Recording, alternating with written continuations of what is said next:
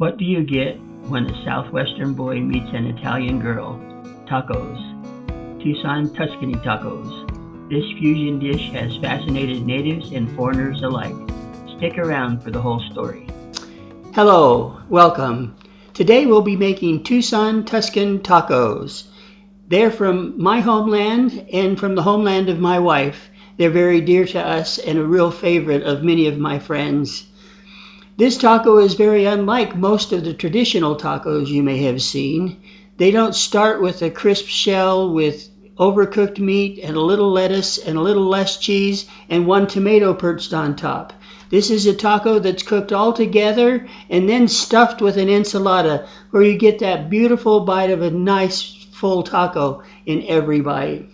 I'm going to start by making a salsa that's actually also a fusion dish. I'm going to start with crushed tomato, and in that crushed tomato I will be adding some mild chili peppers.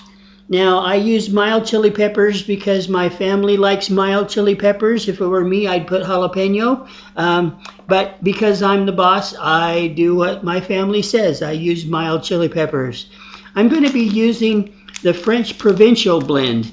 Now, this has oregano. This, rather than using oregano and basil like you might use for a southwestern salsa, this does have basil, but it has savory and marjoram without the oregano. The oregano can get a little bitey, and this is just a nice twist on a Southwest favorite. I'm going to be adding about a tablespoon of French Provincial, and then I will mix that up and set it aside, and it will literally be ready in about 15 minutes. And now, holding to my roots. The Tucson taco was taught to me by Mrs. Tamayo, a dear sweet friend of ours that lived right across the street. We were on the wrong side of the tracks. But I never knew I was impoverished because the food I ate was always wonderful and delicious. Holding true to that principle, I'm going to be using a hamburger that's the cheapest grade possible. And you'll see why we can get away with that in just a moment. By using the low-grade hamburger, not only is it cheap, but there is a certain amount of fat that we're going to want. How we're going to keep that fat rather than just draining it away as if we would in a typical ground taco meat is we're going to add a little bit of breadcrumb. Now, this is where the fusion comes in. This is not typical. I'll be using the Taste of Italy blend. It has oregano, but it also has basil and chili flake and salt and pepper and onion and garlic. And so this adds to the flavor of the simple meat mixture that I grew up with, which was just salt, pepper, garlic, and oregano. This has been a real fun flavor for us in our family. So this is 1 pound of ground beef, about probably 2 tablespoons of breadcrumb, maybe not quite that much. And I'm going to add about a tablespoon of the Taste of Italy blend. It looks like a little bit more, maybe a heavy tablespoon. And I'm going to mix that up with 1 egg. Now, the egg does a couple of things. One is the albumin and some of the other proteins in the egg, but primarily the albumin holds the meat together so it doesn't break up when we're cooking it. It also moistens the breadcrumb, and between the breadcrumb and the egg, it stabilizes the fat and moisture in the hamburger, and so by using the cheaper cut, we're still not losing the food and the flavor. We're keeping that as much as we can because, once again, we were poor. I like using gloves not only for safety but for texture. When I say I lived on the wrong side of the tracks, I don't know that there's a wrong side. The side that we were on was the side that the hobos got off the train and came and asked for a sandwich. We saw somebody probably 3 or 4 times a week, and it was always good to see that my mother always had a sandwich. We were surprised one time when a gentleman came to our door, and he came to the back door, being polite, I suppose, and when he got there, he said, "I don't want a sandwich, ma'am. What I want is a bar of soap and a bucket of water. I'm going to be looking for a job tomorrow morning."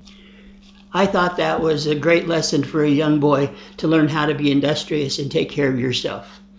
Okay, as you can see, this is mixed up well and it holds together well. Now I haven't tried to overmix it, which will make it tough, but I have combined all of the ingredients, the egg, the breadcrumb, and the meat, and so that it is homogeneous.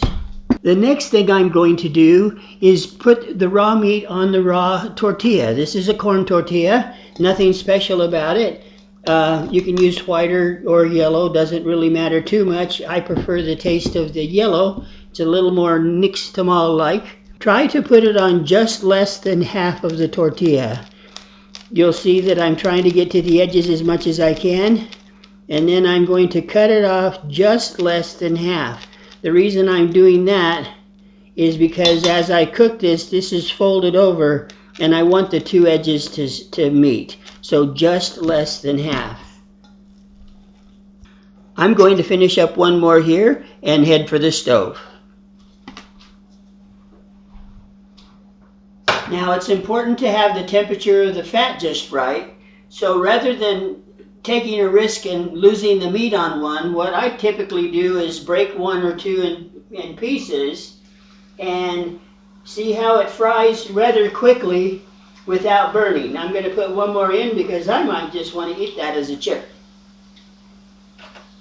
You'll see that I don't have a lot of oil in there. I'm not deep fat frying them, but I am frying these tacos.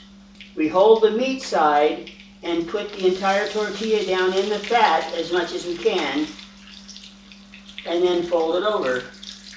So you see the tortilla cooks at the same time as the meat. The flavor of the meat flavors the tortilla, and the flavors of the tortilla flavors the meat. You'll also be aware, of course, that there's meat in every bite, not just a little bit in the bottom of a crunchy shell, but meat throughout every bite of the taco. It really is one of the things that I love best about this meal. And when lightly brown, and you'll start seeing some of the bubbles char up even more, that's when we want to turn those.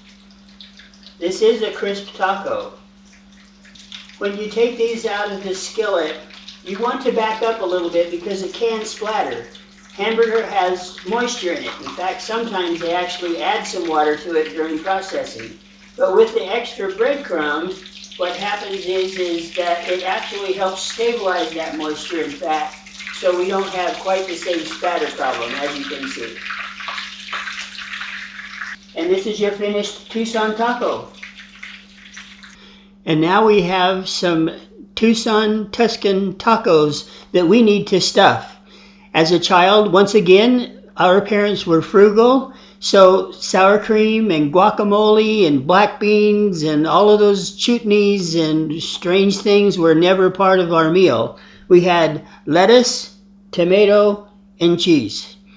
And rather than stuffing each one in individually like you would see at Taco Bell, what Mrs. Tamayo did was what's called make ensalada, which is just Spanish for salad.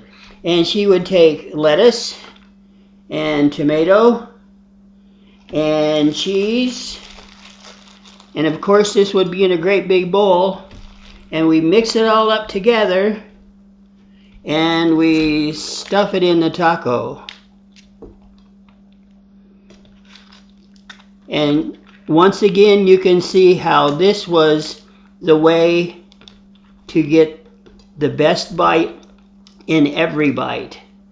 I'm going to break open one of the ones that are cooked so that you can see how that meat inside looks. You'll see inside how there's a bite of meat in every bite and how it's still moist and plump.